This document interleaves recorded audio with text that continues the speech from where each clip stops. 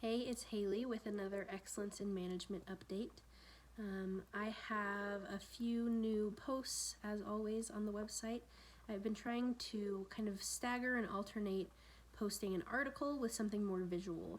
And so I love the infographics, and this time I also did a series of downloadable and printable quotes that are cute and can add a lot to like your home office or your personal space or just your workplace. They are motivational or leadership quotes, and I think they're really great, even just to read through. But I've been alternating between the articles and then the more visual things.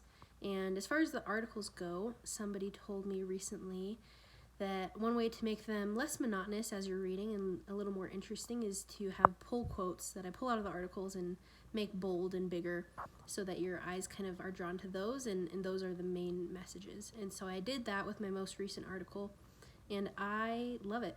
And I think that was a great idea, and I feel like it helped me communicate the message better. And so I love these things that I'm learning, how to make it a little more exciting. I have also, for this, my most recent article and then an older one I went back and added a photo in the beginning, just like a stock photo. And I did that with the most recent article as well, because I find that when you go to click on the article, there's little icons, and if there's no photo in the article, the icon just has the title and it looks boring. But if there's a photo, I think it's a lot more captivating and you're drawn to it more. And I want people to be drawn to those articles because I put a lot of time and effort into them. So I've been working on those things, and I feel like I'm learning a lot more about how to present these messages in a meaningful way. Something else that I learned this week and that I'm going to be diving into a little bit more, and I want to interview a manager about this.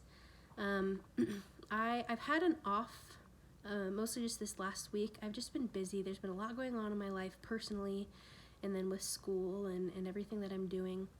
And I've been a little off my game, I think. Everything has suffered a little bit because I've been busy and there's been a lot going on.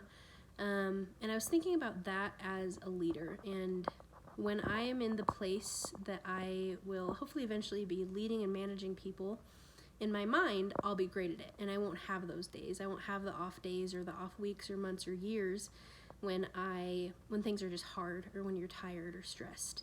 But I know realistically that's not true. I will have those days no matter how experienced I am. And what do you do in those moments? That's something I've been thinking about this week. When you are a manager, when you are leading people, what do you do in those moments? And I think I'm not a person who can fake it very well. I'm not a person who can hide my feelings or hide my frustration or stress very well.